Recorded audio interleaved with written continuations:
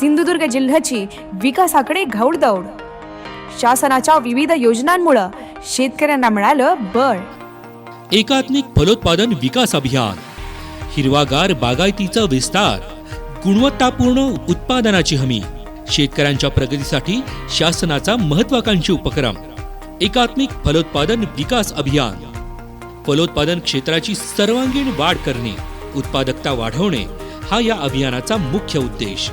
सिंधुदुर्ग जिल्ह्यात या अभियानांतर्गत आजपर्यंत 332 लाभार्थ्यांनी लाभ घेतला आहे आणि वितरित झालेत तब्बल 7,23,00,000 रुपयांचं आर्थिक सहाय्य. अधिक माहितीसाठी तालुका कृषी अधिकारी कार्यालय किंवा कृषी विभागाच्या www.krishi.maharashtra.gov.in या संकेतस्थळाला भेट द्या.